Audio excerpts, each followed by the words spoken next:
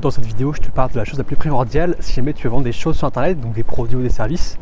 Ce que tu dois savoir, c'est comprendre ton avatar client.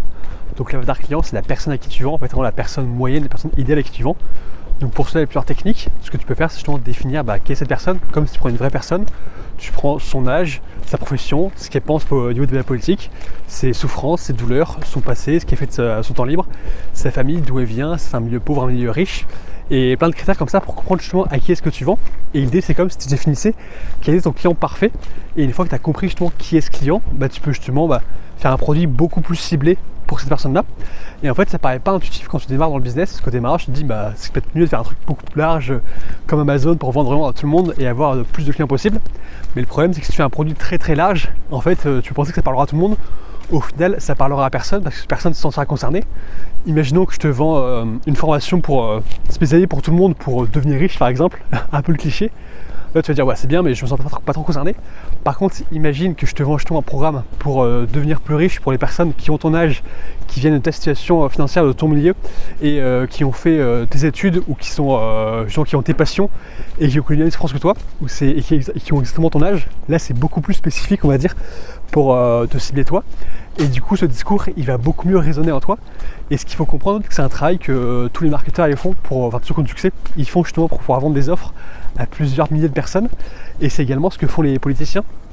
L'idée, c'est que dans leur discours, ils vont définir justement quel est l'avatar client, pas client, mais quel est l'avatar, on va dire, de leurs électeurs, qui est leur électeur parfait, pour avoir justement un discours qui va résonner dans le plus de monde possible parmi leur niche, on va dire. Et là, du coup, le but, c'est quand même d'adresser à beaucoup de personnes, parce que le but d'un politicien, ça va être d'être élu à la majorité.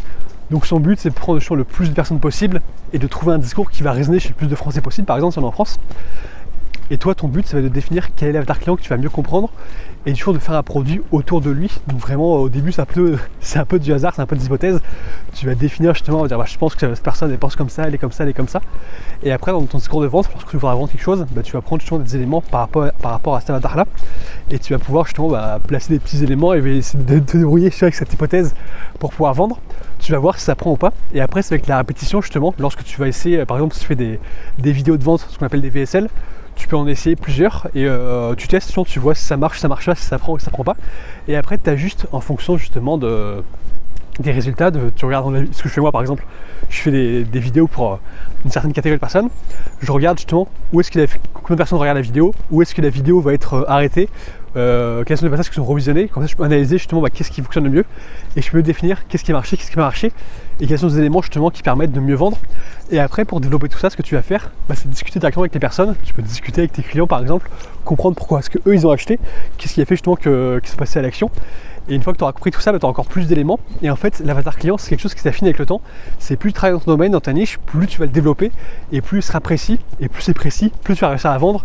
Et c'est pour ça également qu'il faut rester justement sur le même domaine. Une fois que tu as vraiment trouvé un domaine qui te passionne, que tu sais que tu as envie de progresser là-dedans et que tu peux vendre là-dedans, l'idée c'est que tu vas devoir rester dessus pour pouvoir développer encore plus en profondeur cet avatar client et pouvoir vendre encore plus. Et du coup, c'est super important justement de définir tout ça. Et sinon, une autre technique qui peut être super utile, c'est de se dire, une fois que tu as défini tout ça, que c'est assez clair, tu peux aller créer un compte sur les réseaux sociaux. Donc tu crées un nouveau Gmail, tu vas créer un compte YouTube, c'est lié avec Gmail, tu vas créer un compte Instagram, un TikTok, un Facebook, enfin tout. Tu vas aller explorer justement les réseaux sociaux comme si l'avatar client c'était toi. Tu incarnes directement ton client, donc tu vas faire des recherches pour rechercher les problématiques, regarder du contenu justement sur ce qui t'intéresse. Par exemple, ce que tu fais sur TikTok, c'est que tu peux dire que les vidéos qui n'intéressent pas ton avatar client, tu peux dire ça m'intéresse pas, pour dire à l'algorithme ok, ça je m'en fous, ça m'intéresse. Sinon tu likes et tu peux partager des vidéos qui t'intéressent. Comme ça, l'algorithme lui il va comprendre ok, cette personne elle est comme ça, elle veut ce contenu.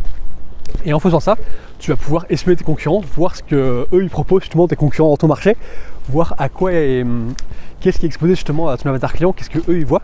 Et l'avantage qui est encore plus important, c'est de te dire que tu auras non seulement les offres en organique, donc le contenu classique on va dire des réseaux sociaux, mais également des pubs, parce qu'il y a beaucoup de pubs sur les réseaux, tu peux le voir je pense, sur YouTube, sur Instagram, sur TikTok, je ne sais pas, mais sûrement.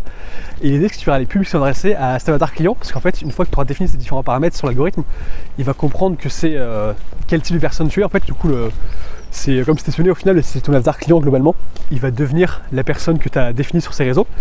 Et du coup il va y avoir des pubs spécialisées pour lui-même. En fait, du coup, c'est des pubs qui sont adressées directement à ton avatar client.